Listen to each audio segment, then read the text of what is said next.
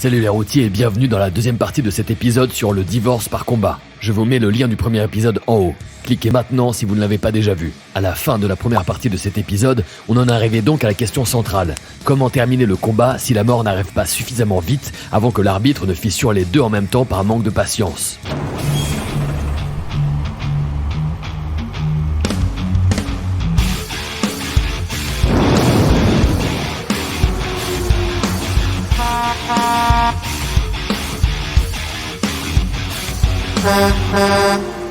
Certains historiens sont d'accord sur le fait que les combats n'allaient pas forcément jusqu'à la mort. Et oui, barbares d'accord, mais avec quand même du civisme. Vous avez cru que les Germains étaient des brutes, comme les Romains avec leur spectacle de mise à mort de gladiateurs par des bêtes sauvages? Non, pas du tout. Le combat était stoppé dès que l'un des deux participants avait perdu connaissance. Certaines interprétations affirment également que le combat pouvait être stoppé quand la femme arrivait à tirer l'homme hors du trou ou quand l'homme arrivait à y entraîner sa femme. Vous voyez que ce n'était pas un combat si terrible que ça finalement. Il faut s'habituer, oui. Par contre, bien sûr, une fois que le combat était terminé et que le vainqueur était désigné, on exécutait le perdant sur la place publique de la ville. Faut pas déconner non plus, Badinter n'était pas encore passé par là pour pacifier ce peuple et le rendre par là même encore plus barbare, comme c'est le cas chez nous actuellement. Non, ces gens avaient encore du savoir-vivre et de l'honneur. Si l'homme perdait, il était donc exécuté en place publique. Et si c'était la femme qui perdait, elle était placée dans un trou et enterrée vivante. Ah oui, quitte à avoir creusé un trou, autant qu'il serve. Dans les normes des choses, avec tes diplômes, ta place est à la cuisine.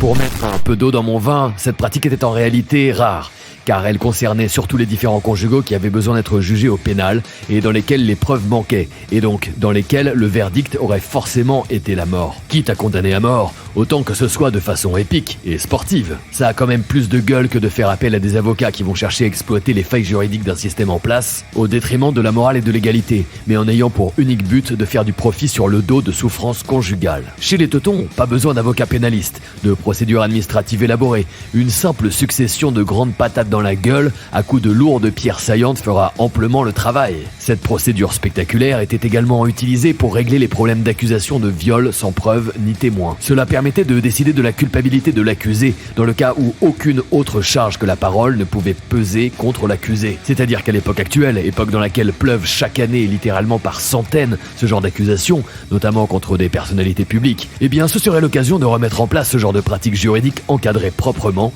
pour créer une production télévisuelle plus excitante que Ninja Warrior, que les bagarres d'Ibra TV ou que le KOTS.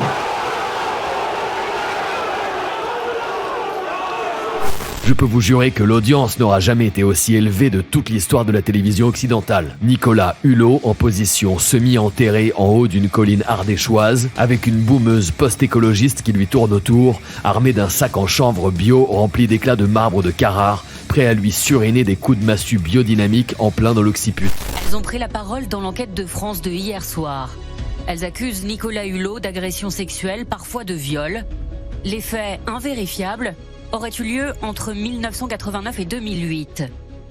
Mon Dieu, je revends immédiatement mon camtar pour assister à ce spectacle. C'est évidemment le mariage chrétien qui mit un petit peu de calme dans ce foutoir viking. Ce que Dieu a fait, l'homme ne peut le défaire. Cela veut dire qu'un couple marié à l'église ne peut divorcer, sauf exception, car ce mariage est un sacrement, une union éternelle avec l'église, et c'est comme ça qu'a fonctionné la société française pendant les 10 derniers siècles.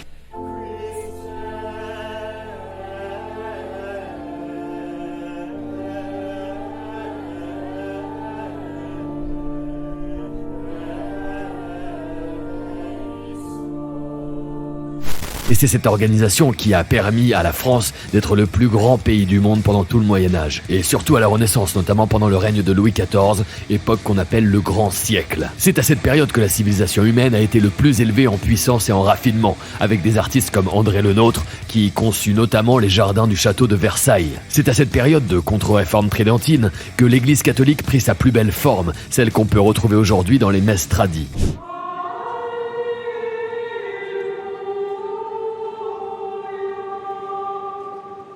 Il y a d'ailleurs un immense regain de la pratique de cette messe par les jeunes générations qui veulent renouer avec l'authentique et se dépouiller du style hippie des boomers modernistes avec leurs chants mielleux interprétés à la guitare sèche et au tam-tam.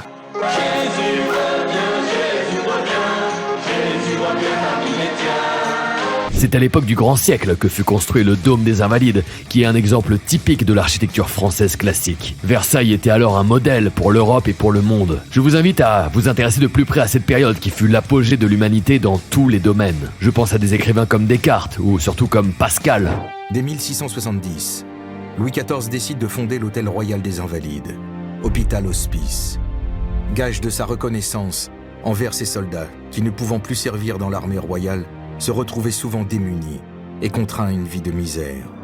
Les architectes libéral Bruand, puis Jules Hardouin-Mansart mènent les travaux. Malgré tout ça, le divorce est aujourd'hui très facile à mettre en œuvre dans le cadre de la République qui fait la loi en France. Et c'est aussi pour ça que notre société actuelle part complètement en vrille. Parce que sans la foi, il est quasiment impossible de canaliser les embrouilles de couple. Mais pour David Ostrom, République ou pas, ce qui l'intéressait lui, c'est de faire honneur à la tradition germanique. En janvier 2020, cet homme demanda au juge du tribunal du comté de Shelby aux États-Unis d'approuver un procès par combat contre son ex-femme. David affirmait que Paula Ostrom et son avocat spécialisé en divorce l'ont, je cite, détruit légalement. De ce fait, il souhaitait affronter le duo, citation, sur le champ de bataille où il arrachera leurs âmes à leur corps corporel. Le journal local révèle que Ostrom ne possédait pas réellement les armes avec lesquelles il souhaitait se battre. C'est pourquoi il a demandé au tribunal du district de l'Iowa de lui donner 12 semaines de délai pour, je cite, trouver ou forger les épées wakizashi ou katana de style japonais. Bon allez les routiers, j'arrive à la pompe, je vous laisse. Dites-moi en commentaire si vous avez apprécié ce format de vidéo que j'essaye de mettre en place en ce moment sur la chaîne. Et dites-moi aussi s'il vous est arrivé d'avoir envie d'aller rencontrer le juge de votre ville